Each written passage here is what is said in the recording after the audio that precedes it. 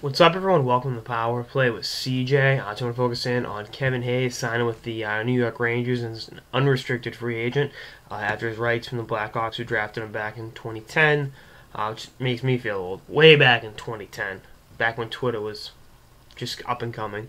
Uh, and rights expired on August 16th, 2014, 4 days ago, and that's he was free to sign with any team. I thought Florida was going to be the most logical fit because he played with, because his brother's down there in South Florida. That I don't really think they're in the bidding that heavily.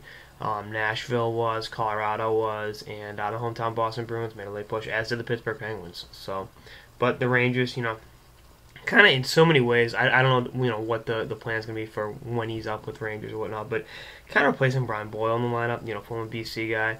And then you factor in Chris Kreider, who we played with at BC, won a national championship with at BC in 2012. So the connections are there. I think it was kind of funny last night. I saw Kevin in Boston, just kind of on a whim, him with two other pretty big name hockey players.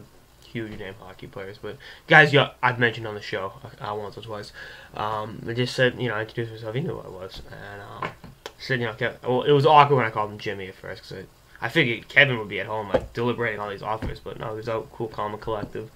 And I just said, I got an inside scoop here. He's like, I've made up my mind yet.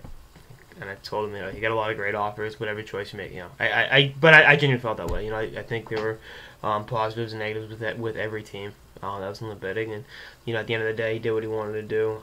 It's going to be, with the Rangers, one of the most decorated franchises, just in terms of being original six on Broadway. You got all that, going in. And they got a great team. They just won the Stanley Cup Finals. I mean, I know they lost some talent, but, at the same time, adding a kid like Hayes definitely will help alleviate that. I don't know what the minor league season is going to be with him, if he goes straight to the NHL or not. I think they'll give him a chance to, make the team out of camp. I mean, he was one of the top scorers in the NCAA.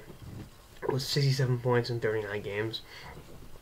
Pretty much doubled his he had going into last year. Through his first year, 3 years of BC, he had 18 goals. Last year, 28. And his line with Billy Arnold and Johnny Gaudreau was otherworldly at times. But I think he was as much a product of the line was as much a product of his success as he was a product of the line's success. I really think all three of those players brought something to the table. Obviously, Gaudreau being without question the best player out of the three of them. But Arnold and Hayes were no slouches out there, and they definitely took care of business and were able to produce at a high level. And I think if you look at what he's been able to do and the way he's been able to develop, I think he's going to be a productive professional hockey player for a long time. And it was cool to see him the night before he made the decision. And I told him, because if you saw my tweet a few weeks ago, I was like, we'll set it up. We'll do it like LeBron. We'll do it at Sonny's in Dorchester. And it didn't work that way, but he's gonna be in a good